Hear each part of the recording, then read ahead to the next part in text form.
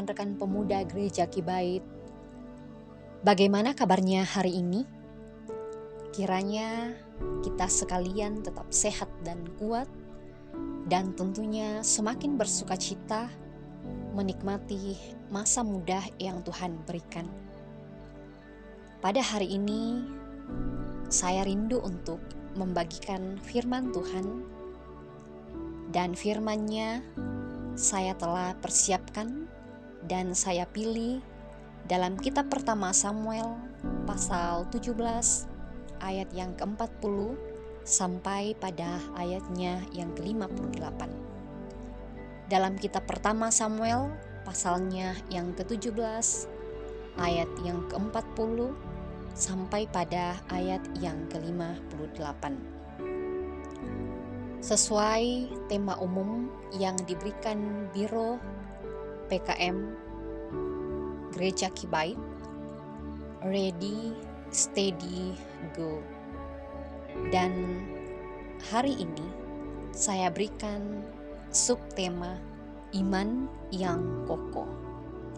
Iman yang kokoh. Rekan pemuda Gereja Kibait yang sama diberkati oleh Tuhan, dalam Kamus Besar Bahasa Indonesia, kata pesimis berarti orang yang bersikap atau berpandangan tidak mempunyai harapan baik, atau orang yang mudah berputus asa. Pesimis seringkali menjadi sikap ketika di depan ada masalah kehidupan. Mana mungkin, tidak mungkin, mustahil terjadi adalah respon dari pesimis itu. Itu berarti bahwa kita mungkin tergolong dari sikap meragukan bahwa ada kuasa Allah yang menolong kita memecahkan keluar dari masalah sulit tersebut. Rekan-rekan pemuda Gereja Kibait yang diberkati oleh Tuhan, dalam pertarungan Daud dan Goliat, ungkapan spontan tidak mungkin muncul dari setiap mulut para tentara Filistin ketika melihat Daud yang mudah itu. Berbicara tentang Daud sendiri, ia adalah seorang yang masih muda dan tidak punya pengalaman dalam hal berperang. Orang Filistin meyakini dengan pasti bahwa kemenangan akan berpihak pada mereka, karena seorang prajurit mereka memiliki postur tubuh tinggi dan badannya besar. Selain itu, berperisai dan berbaju perang, bisa kita baca dalam ayat 41. Membawa lembing dan tombak, itu dalam ayat 45. Lalu, bagaimana dengan Daud?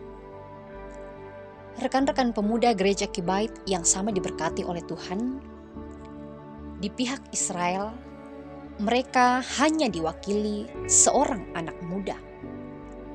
Belum pengalaman dalam hal perang, hanya bersenjatakan tongkat dan umban batu. Itu dapat kita baca dalam ayatnya yang ke-43. Oleh sebab itulah Goliat menghina Daud. Rekan-rekan pemuda Gereja Kibait yang sama diberkati oleh Tuhan,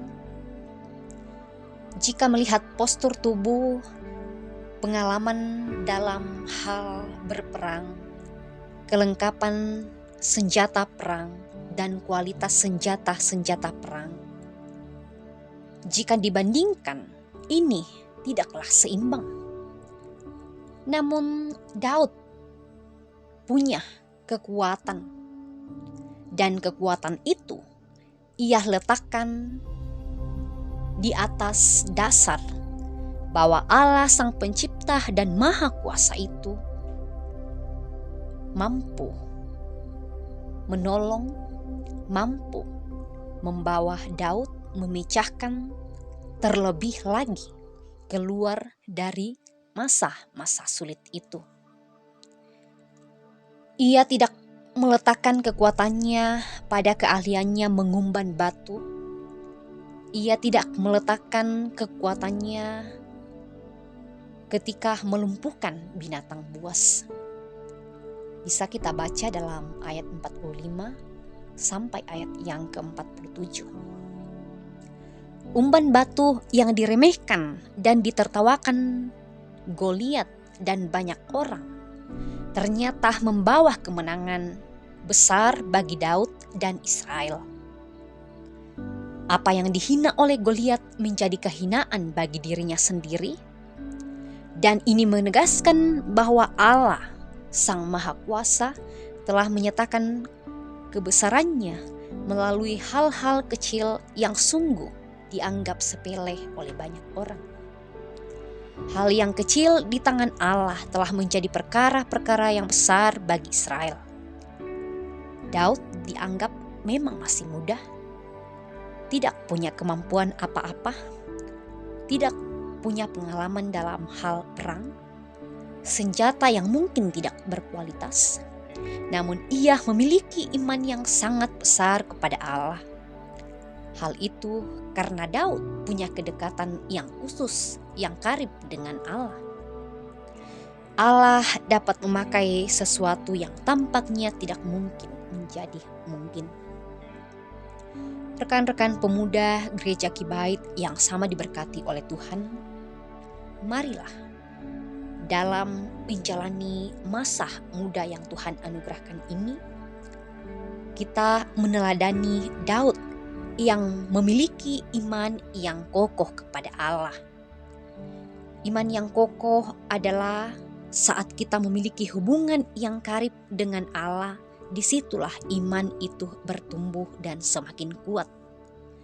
Ketika kita mampu memiliki iman yang kokoh dan tangguh itu, tentunya setiap masalah-masalah sulit yang kita hadapi, kita akan mengatasinya dengan iman yang kita miliki.